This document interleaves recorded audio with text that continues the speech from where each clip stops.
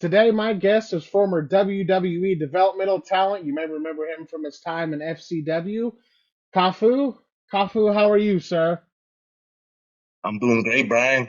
Just living life and waiting for these beautiful holidays. Well, I appreciate you taking some time out of your busy schedule to sit down and talk about your time in professional wrestling. Awesome. My pleasure. It's awesome to just remember that stage of my life and the great memories I had when I was doing that. So, when did professional wrestling first come into your life? you know, um, Professional wrestling. A lot of people have that the perception that I was 100% Brazilian, but I'm not. I actually. Uh, I have family that are from there. However, I was born in Yucatan, Mexico. So obviously Mexico, I lived a few years there in the farm with my grandpa and I was exposed to lucha libre. Lucha libre was always uh, my initial, I guess, introduction to pro wrestling. Um, at that time, I'm a little bit older than what people think. You see stuff in Wikipedia, but that's they have a few years off there. But anyways, um, so I was introduced. I grew up watching El Santo, Blue Demon, Mil Máscaras. So for me, growing it was a little town in Yucatan called Tecash, which is it's a little Mayan influence there, and so I used to dream to be a luchador, and I used to find just pieces of clothes and put a kind of like a mask and pretend I was a luchador, and that was kind of how I started I guess my curiosity of being a luchador or a pro wrestler. Um, that's kind of how it was introduced to me. I didn't learn about the Hulk Hogan's and Macho Man's and the Andre the Giants until we immigrated to United States. So, how was it being around lucha libre? Like, because that's a whole different world when it comes to professional wrestling. Like, that's real to that's it's just like it's a different. I feel like it's a different environment down there. Like professional wrestling is serious business. Yes, yes. So because I was a kid there, like again, like I didn't know nothing about lucha libre or I never trained that. However, I was very curious of how it feel to be a superhero. You know what I Hmm. mean? Like it was that. I mean, again, the lucha libre culture, it's a completely day and night from what American wrestling is, right? So, for me, I always been intrigued with sports in general. Again, being a luchador for me, I've always been a larger kind of guy. Like Hmm. again, because of my culture, my uncles, my father, my family were always larger than the people that were from Yucatan, 100%. I never trained lucha, so but the culture shock when I moved to United States, right? Like, Hmm. and seeing how wrestling at the time obviously was WWF, right? Hmm. It was hard for me to digest that because I was so used to seeing people flying and having masks where like in United States at that time, you only had a couple people that were masked, but not everybody. So it was different for me. But as far as the lucha, I was only exposed when I lived in Yucatan, what I saw on TV or where I was able to see on TV. And sometimes they'll make the circuit and I didn't know nothing about independent wrestling because Hmm. the independent wrestling has been always there. Like, but I didn't learn that until I was in the United States. So, what age was did you decide that you were going to pursue this and actually try to get into professional wrestling?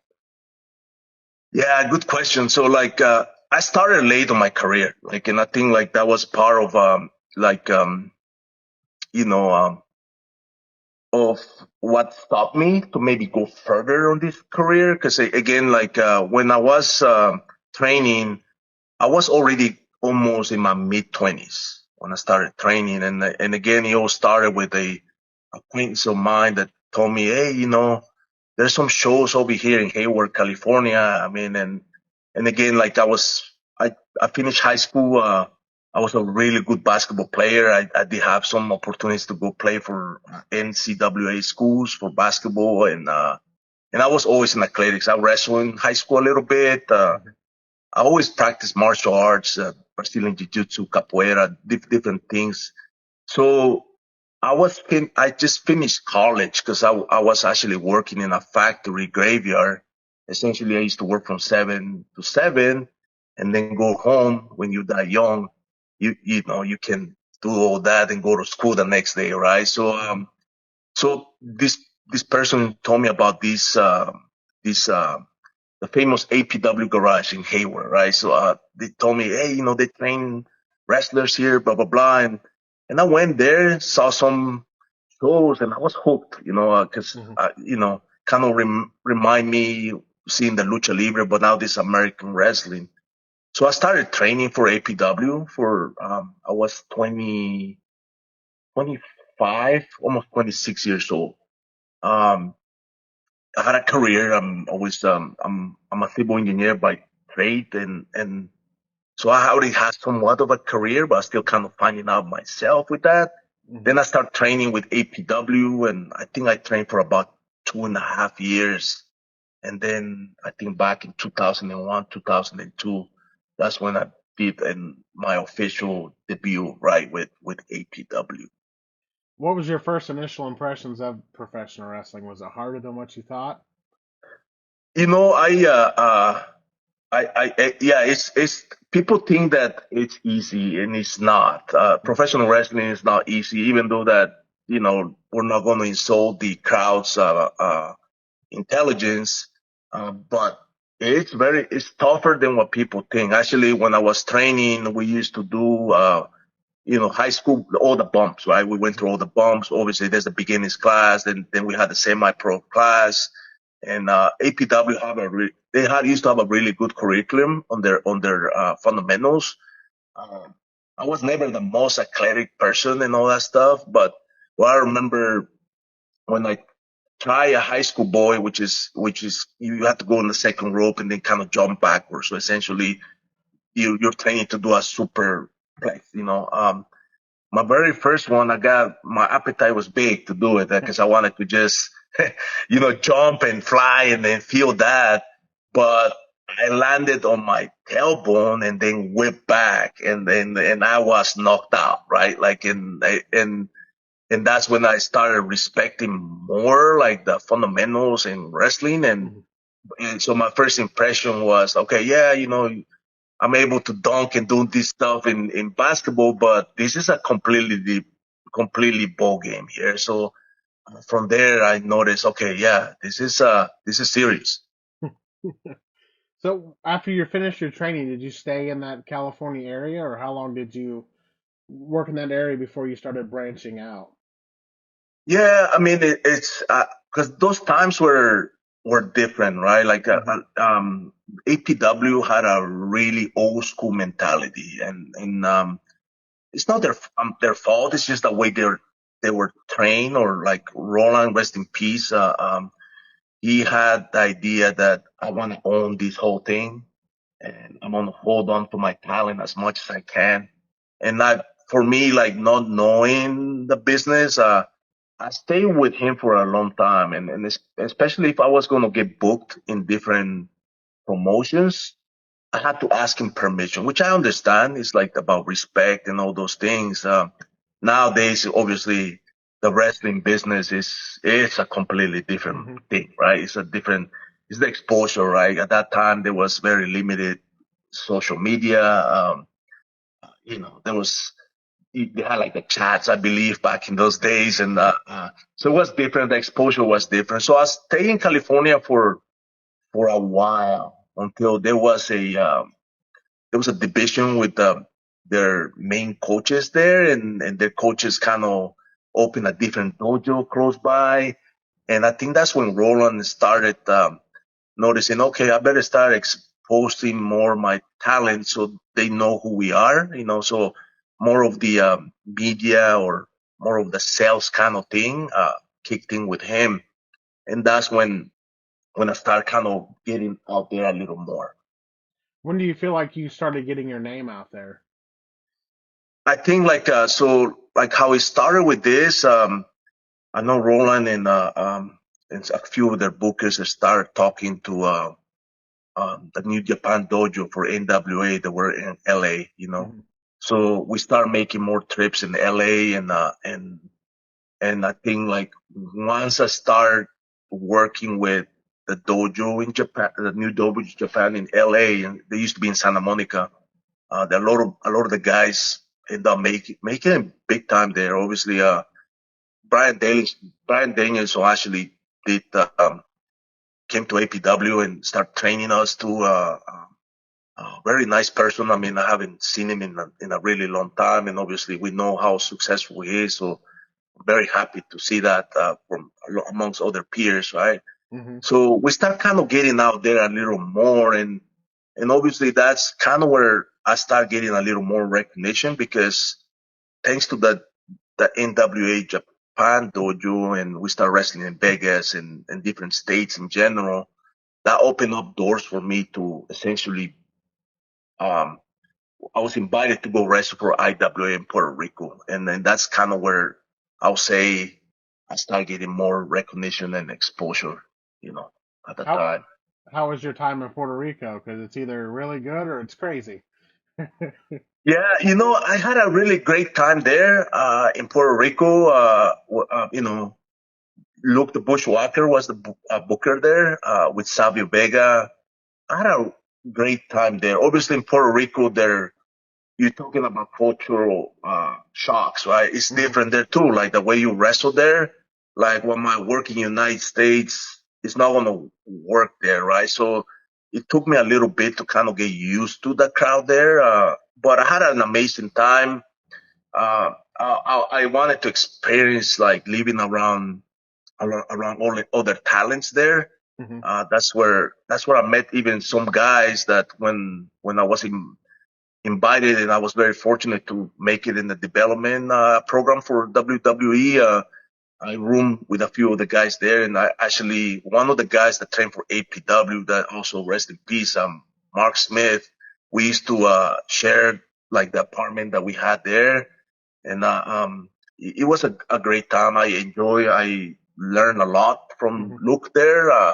How to utilize the cameras and how to look into the camera, the timings and all those stuff. And in wrestling, it's crazy because you never stop learning, like just how it is in Hmm. life.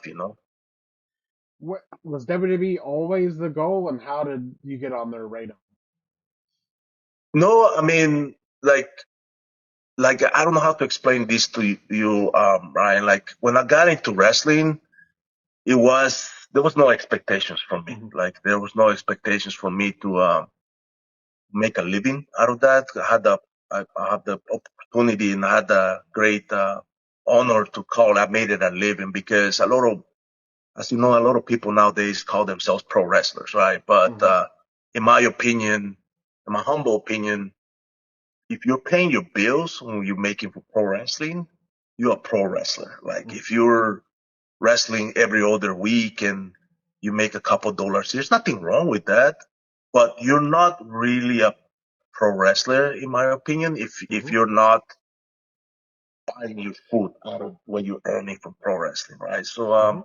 so I have no expectations, and the reason why is, you know, was very blessed that I already had a formal career already, and I'm still doing the same career on my businesses and stuff, and I develop assisted living communities for seniors. So that's I already had that, so I had no expectations.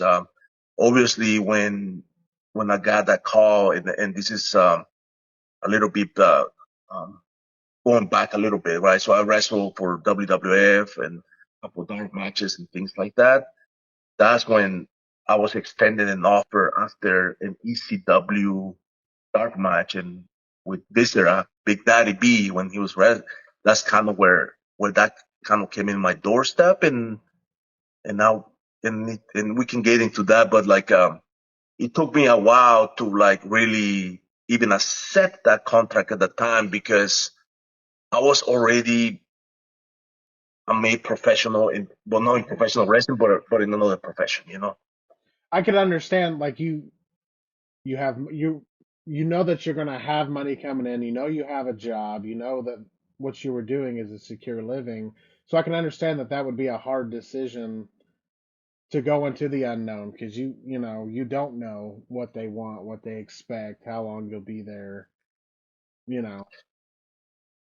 Yeah, no, and it was, Brian, because, you know, I was doing well with at that, my time at the, my current career at that time. And, but I remember like I had a lot of talks with, my hero is my father because my father and my grandpa, those two guys are just my heroes, and they gave me a lot of foundations of values and all these good things, right? Mhm. So I had a lot of conversations with with my father, you know, and I just told him, hey, this is what I have, and his advice was like, you know, you work hard on this, and maybe you ought to give it a shot and see what your heart tells you, because like you know, if you don't do it, you know, then you're gonna be thinking what if, and you are you're in such a good position because even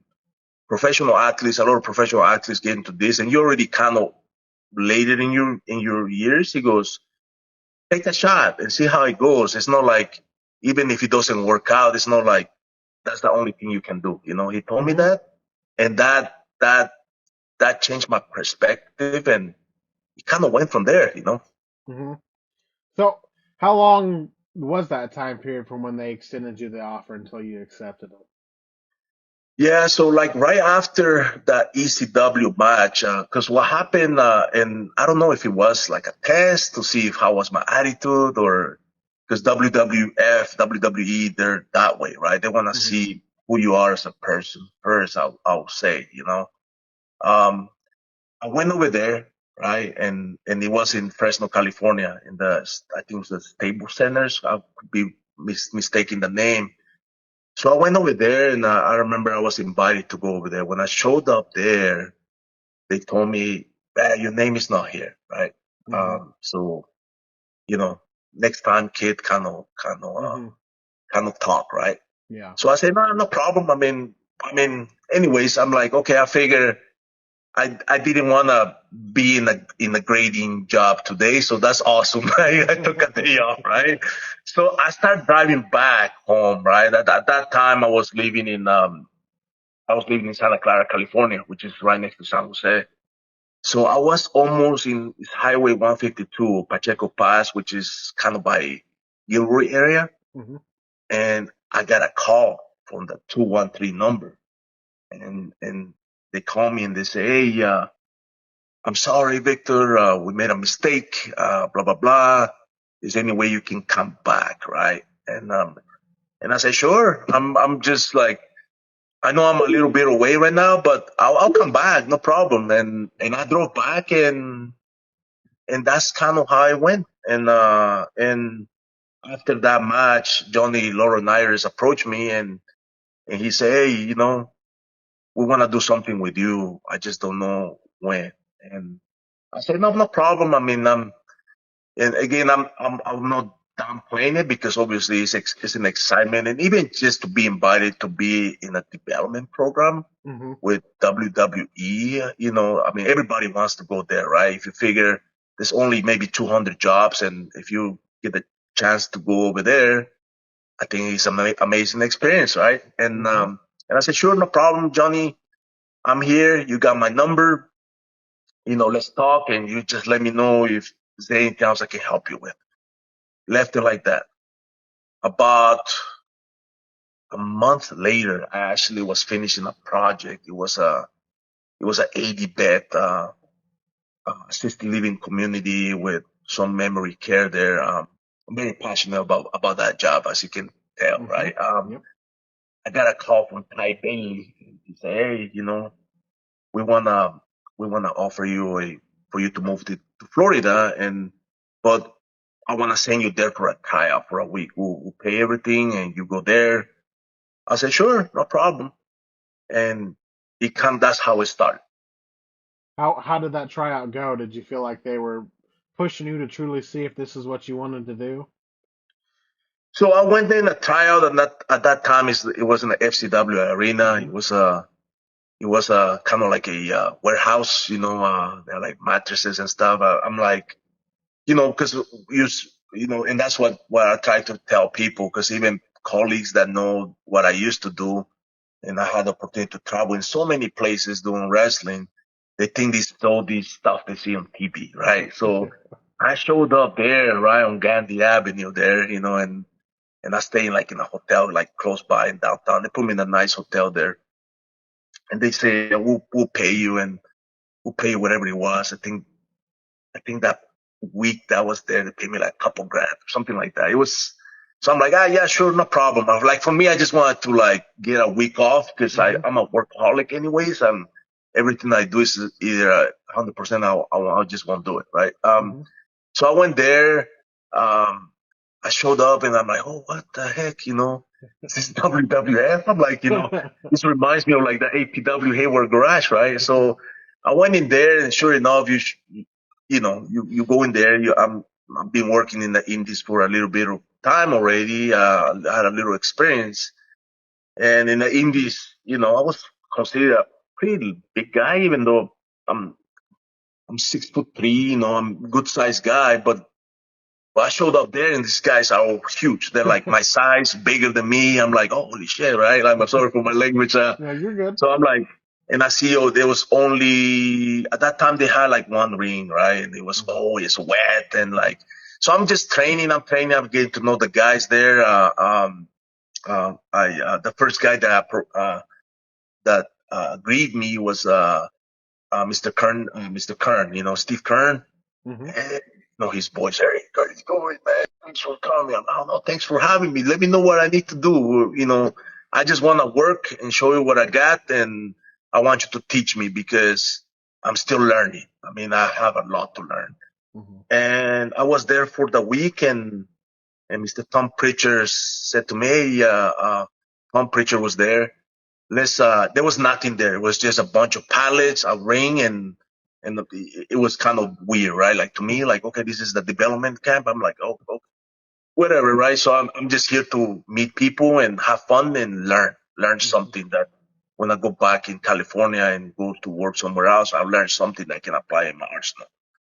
So I was there. I, you know, I got along with everybody there, and that's how it was. I think it was just mostly. I don't think they care what I knew already. They just Hmm. wanted to see my attitude. Cool. You get through the tryout, and then how long after that did you officially sign with them? Yeah, so like after the tryout, like a week later, that's when they say, hey, Mr. Kern really likes you, and Tom likes you.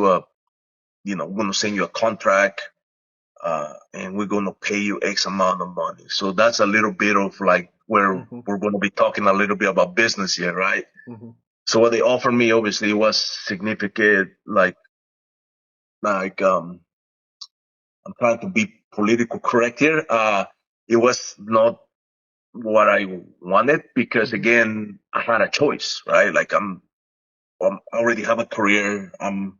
At that time uh I was 31 years old, so I was a little older, right? Most of those guys were like in the 20s, right? It's like, Hmm. and they still had like a lot to grow up, like as a, they're still young, right? Hmm. Me, I already had a family, I had a lot of things to essentially lose, right? Hmm. So I had to negotiate a little bit my contract with them, and not until January 2008, that's when we, we came in an agreement, and what I wanted to be around. Obviously, you don't get what you always want, but at Hmm. least I had to compromise, and that's where those talks with my father were Hmm. huge, because he said, "Hey, give it a shot. Take it like see what this takes you, because it could be something wonderful. It might be something that you might not want to do, Hmm.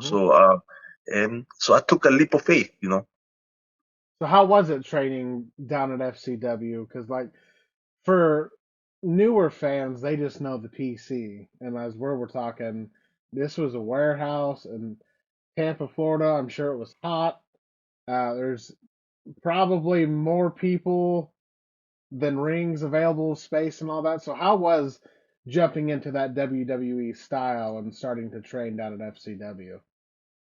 Yeah, I mean, it was different because like at that time, there was a transition on the sports entertainment kind of side. Like who could not say certain words and like belts and like, I'm a wrestler, blah blah blah.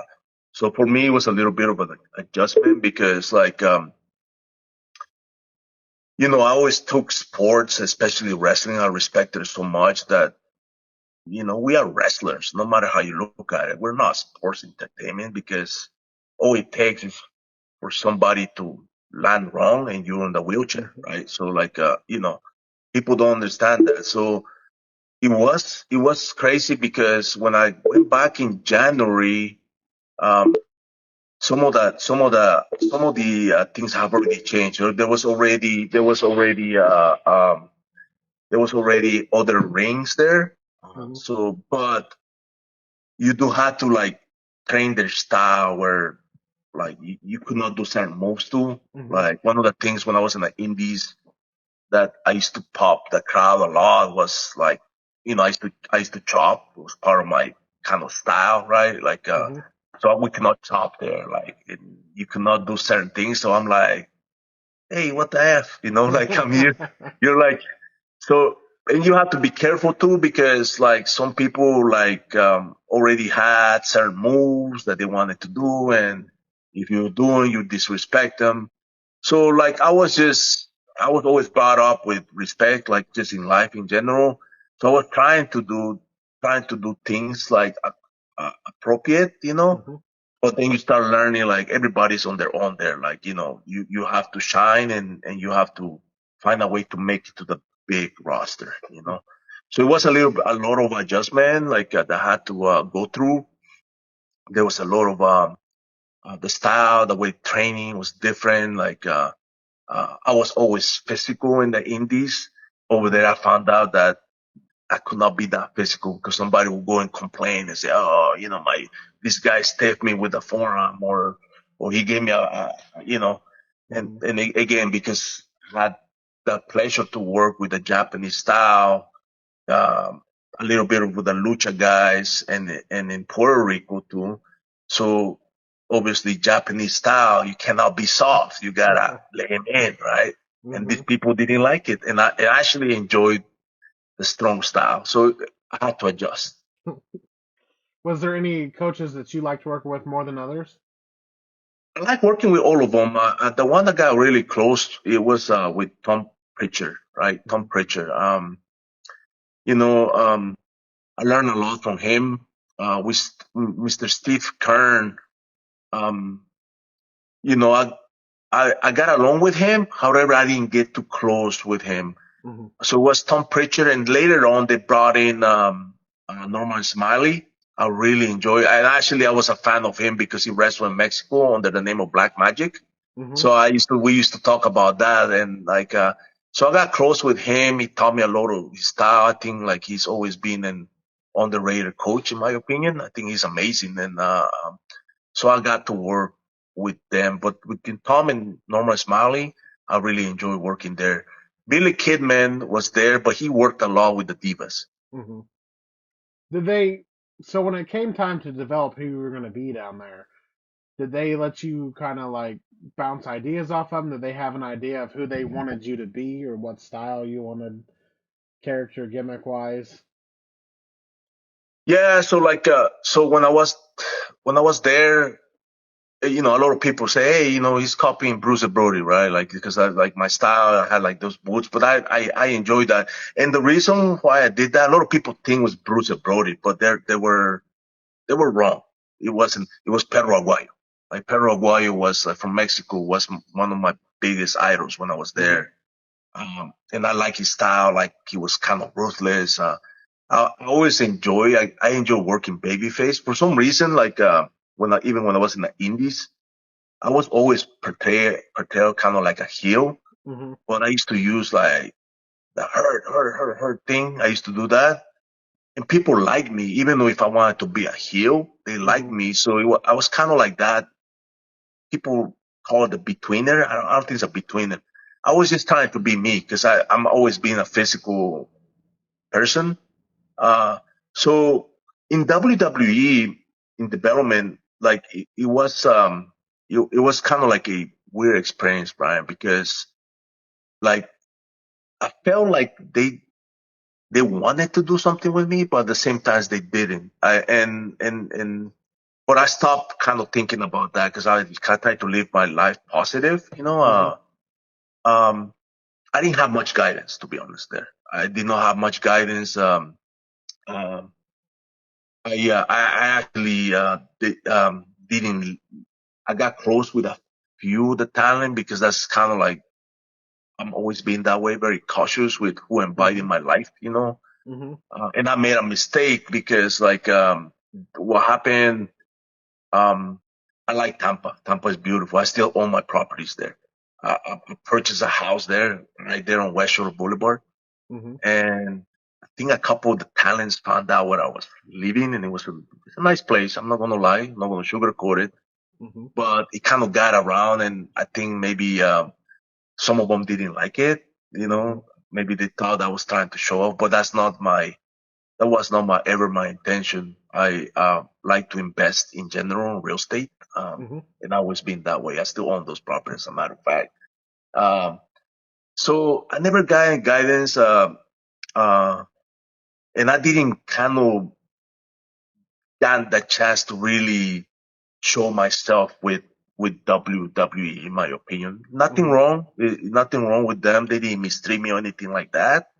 But that was my take on this. It's just what I saw. So was it just like hit and miss every other week, like they'd use you, or and then like now they were hot and cold basically.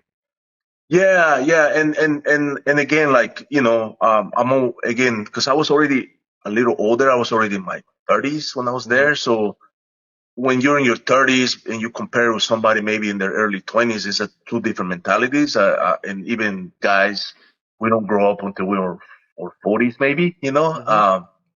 So I was reading like the room and seeing, okay, I don't know if this is going to be a long term or not. So I was already as a matter of fact, when I was there, I was still running my business from Mhm. there. Like, 'cause I mean, I got a family to protect, and I gotta protect myself. So it was hit and miss. It was hit and miss. We tried to do some. I used to tag team with Simbori, which has eventually became Kasarni. Mhm. Then there was like with Sweet Papi Sanchez and they try so many things, but when you start seeing that, I'm like, maybe I don't know if this is gonna really work out or not, because I tried to pitch a couple of the stuff. I know that they wanted me to speak Portuguese, like Brazilian Portuguese, because at that time they were trying to tag me with another ballet they want to bring in there, and I told them I can get by, like I can speak some Portuguese, Mhm. but I don't speak it like 100% because you know, I think that's what they wanted. Mhm. What did they ever have any like plans or talk to you about maybe going to the main roster, or did it just not get? Yeah, when Dusty was there, like, 'cause actually that's after like they kind of renovated the place and they had the studios, a great production team.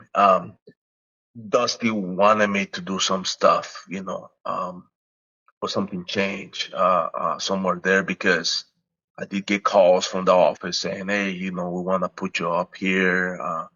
'Cause I just told them, look, I don't mind representing like Brazil, Mhm. because it's part of my culture. That's why I even practice capoeira, because I'm trying to understand more where I come from because I'm not 100% Mexican, Mhm. but also, not 100% Brazilian. So what is, what is the balance here, right? Like I don't feel okay lying, like Mhm. that I don't mind being a character, but if I can't speak it 100%, I can get by. I want to show you my history. I'm Mayan, a Mayan culture. I can speak all about that, like the Mhm. Mayan culture. I want to represent that. So Dusty talked to me. Dusty used to bring me on the side, and Dusty was I think he was a great person. Rest in peace too. I enjoyed my times with him. He did talk to me a little bit about it. The office did call me, telling me, "Hey, they're hiring you in the office. You really have to work on this and that." And again, like I was always in good shape, Hmm. but I was never like a bodybuilder, right? Like a bodybuilder, and you know, but then they told me get in better shape, right? Hmm. And I did. I started getting really trim and really great shape, and I did all that, and then it just didn't pan out. Do you recall any of the ideas that they wanted you to do? Because I feel like that specific time when they would call developmental to the main roster, like you didn't work the first week, we've got 40 more guys down here. We'll release you. We'll try again. And I feel like that would mentally could be very hard to deal with too. Like almost scary to even want to go to the main roster because you're seeing your friends and coworkers, and it's just like they're there one day and they're gone the next.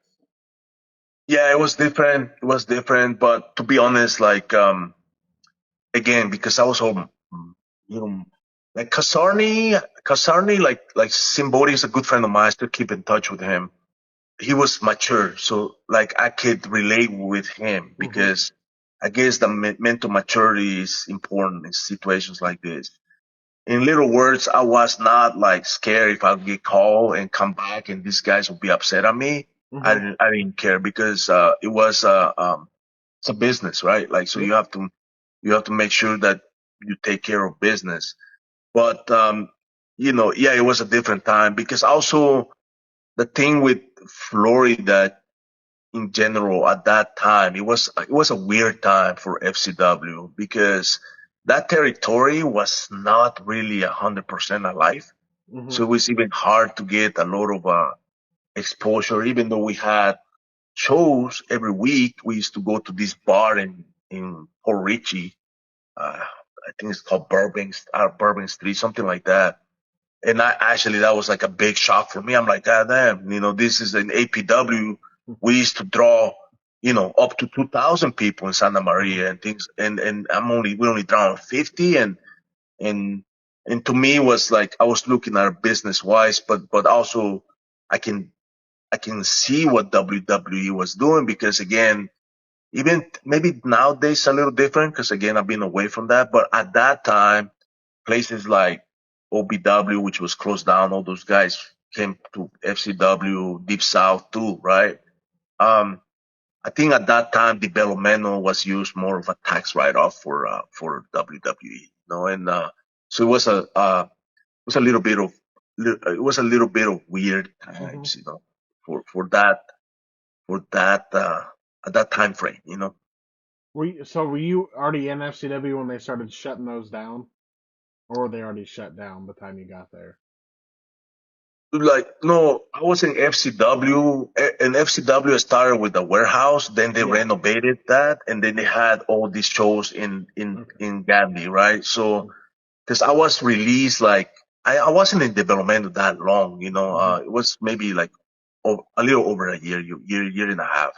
It wasn't that long, and to be honest, it wasn't like and actually it was really weird, like the whole thing, how it happened, at least to me.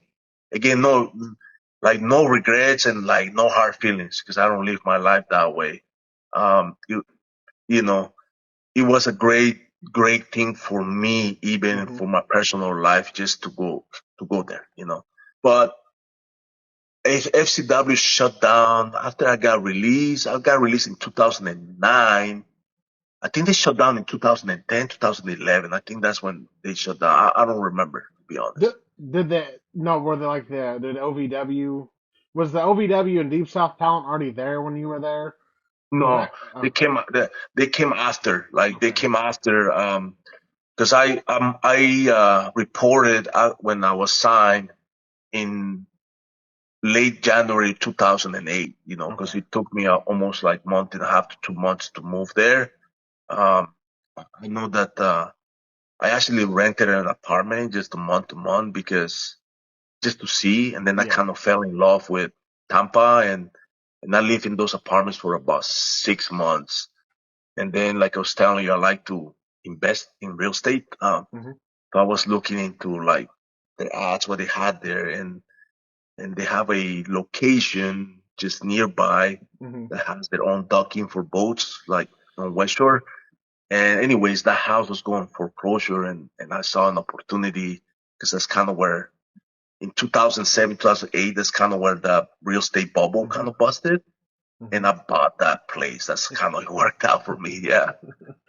Did they give you a reason for your release? Like, were you being used still regularly, and then you just get a phone call?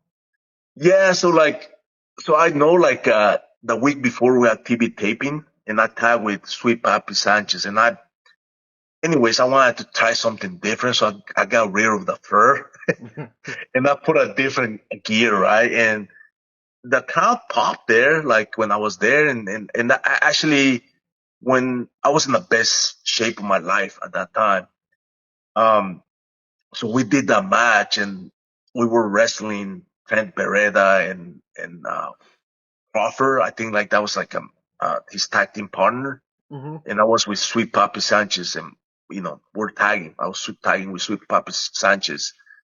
We had a pretty good match, but I think that night we were supposed to go over.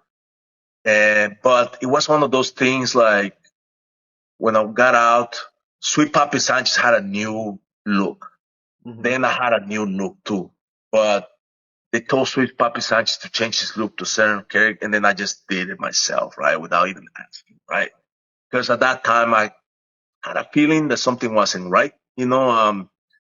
But anyways, that night we kind of popped and was kind of buried in that match. I wasn't kind. I was buried in that match. So I kind of like felt, let me have fun and that's it. Hmm. Anyways, so I think like it was like the next week, Brian, I didn't even know I was released. I didn't know I was even released because I showed up to like practice. Nobody called me, right? And then, when I walk in for practice, Steve Kerr saw me and says, "Hey, does anybody call you?" Right? No, I mean, and then once he said that, I'm like, okay, cool. And then I saw like the weird looks of these kids, and I'm calling kids because at that time, like they're in their 20s. I was already almost like 33, right? Like, so I saw him I saw that look and okay, cool. Let me go in the truck and sure enough, Ty Bailey calls me. Hey, the typical stuff. We don't have anything for you now. Like, and I just told him, hey, thanks for the opportunity. I appreciate it.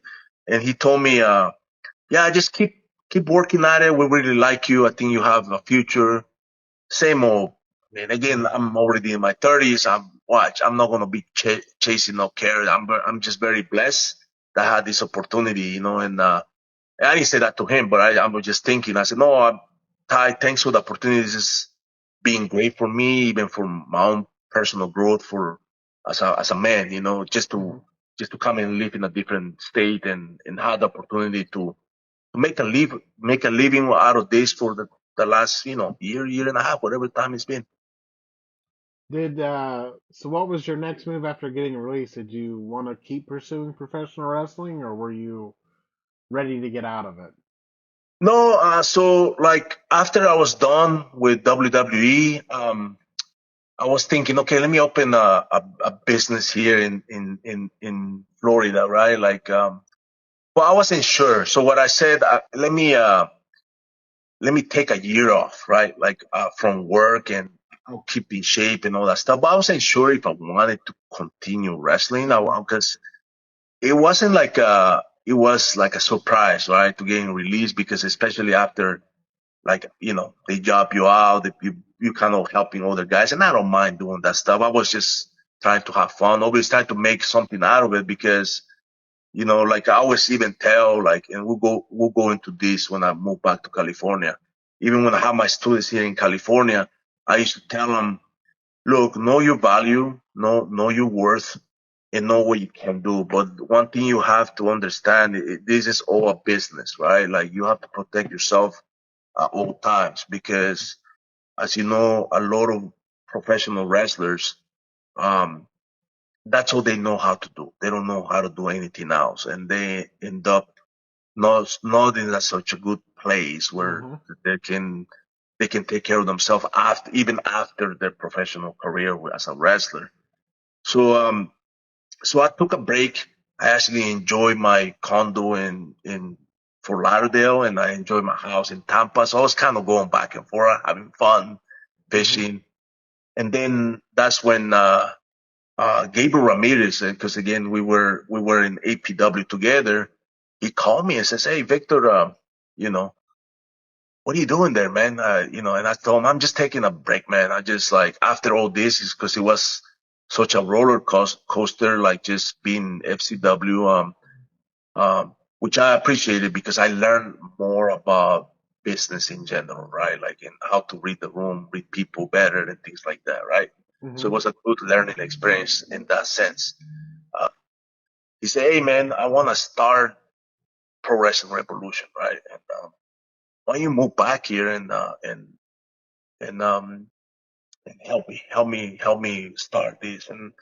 And I told him, that's great. That's a great idea. I just don't see myself like doing this full time. I think I'm gonna go back and continue with my business. And I call my old employer, and I say, hey, I already got this out of my system. Can I come back and work? And they say, come back to work now, right? So like that old saying, never burn a bridge, right? So Hmm. so I went back to work and then came back here and start training. We opened up Pro Wrestling Revolution. We had the Pro Wrestling Revolution Academy, and Gabriel's been really successful with his business. Well, I'm so happy for him.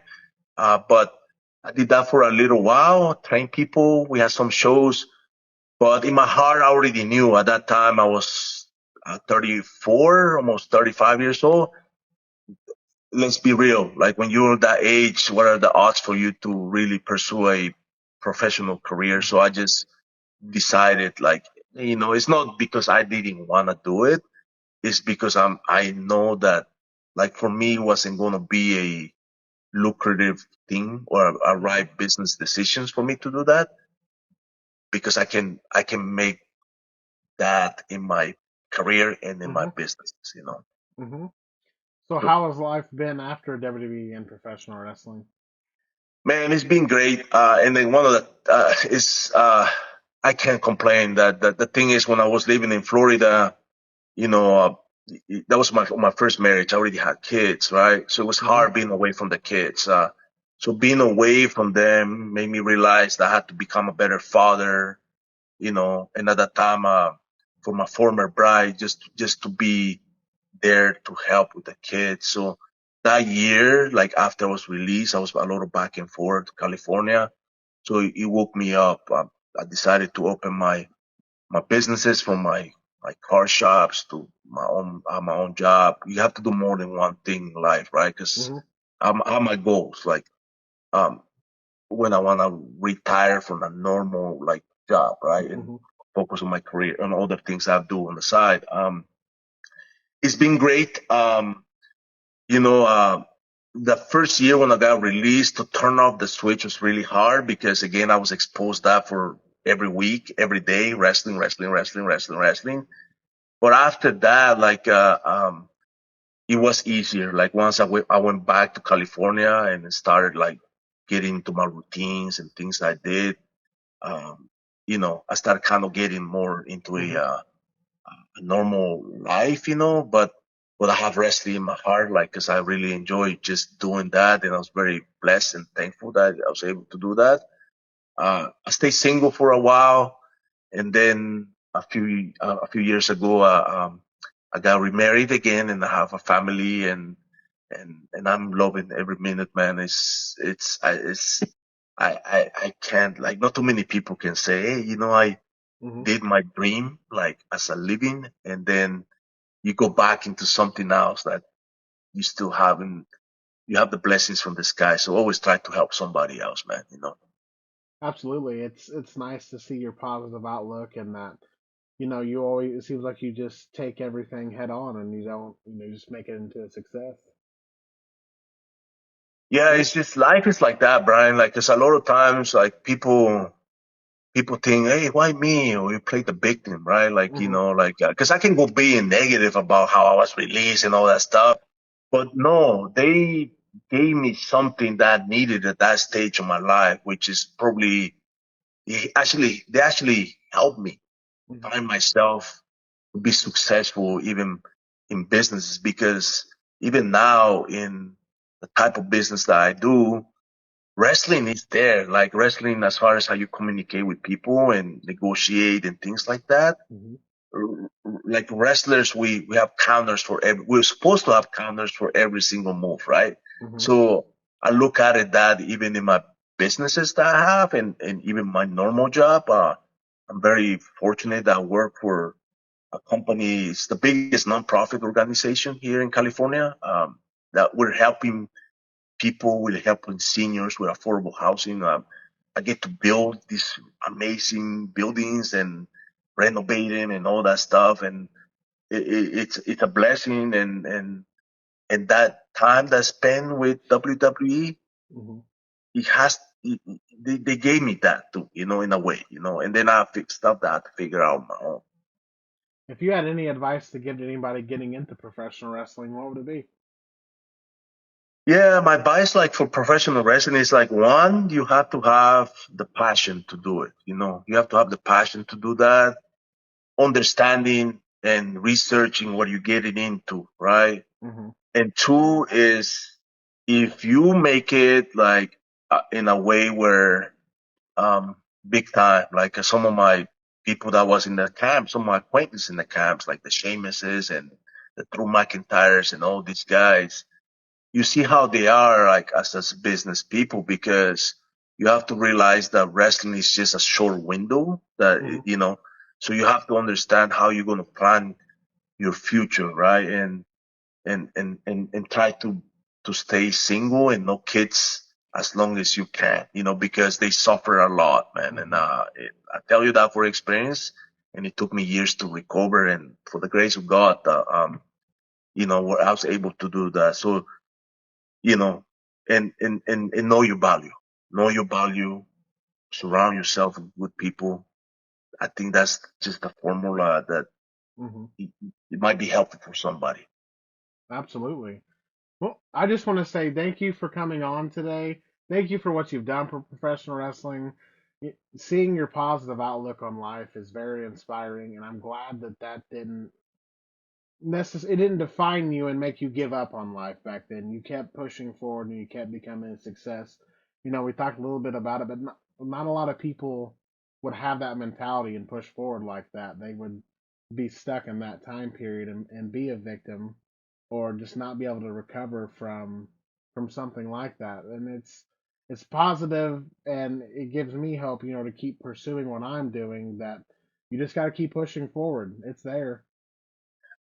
Absolutely, Brian. And the thing is, um, even guys that they're on the main stage right now. Again, I'm very proud of a lot of them. Like, see the Sheamuses and, the Drews and, there's a lot of them I can name here, right? Hmm.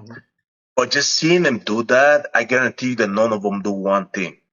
You have to do more than one thing. You Hmm. have to, you have to think ahead, like, and you have your program here. I was able to look at some of the guys that were me and, uh, Eric Perez is, I actually still keep in touch with him. I think he lives in Texas now. Hmm. Um, I saw that you interview him. Even what you do, like, you have your normal job, then you have this. That doesn't stop you to do something else. It is Hmm. up to you in how successful you want to be. And to your point, that word of giving, giving up, right? Like, even if something doesn't come your way, it doesn't mean that's the end of the world. It means that it's a new chapter opening, and you have to look at it in a positive way. Hmm. And even if it wasn't like a positive experience, like, and I'm not saying that was for me. I'm just looking at overall. If somebody wasn't too positive, well, look at what went on that you learned there, right? And grab that, so that way when you move on in your life, you learn something from. there's no such from a negative experience or positive experience, still an experience. That's I believe in that firmly. Absolutely. If there's ever anything that I can do, please feel free to reach out. I'm honored that you came on today. I'm honored that you would take the time out to talk a bit about your career today. Thank you so much, and thank you for bringing me back to those times, and even some of the stuff I said today. I was like, oh my God, that did happen, and I'm very very grateful that like you invited me, and I'm very happy that we're able to connect, Brian, and all the best of luck to you and your channel, and I hope you get trillions and trillions of views, and you will. You just gotta work on it, you know. Yes, sir. Thank you for your time today. Take it easy, okay? You have a good evening. You too.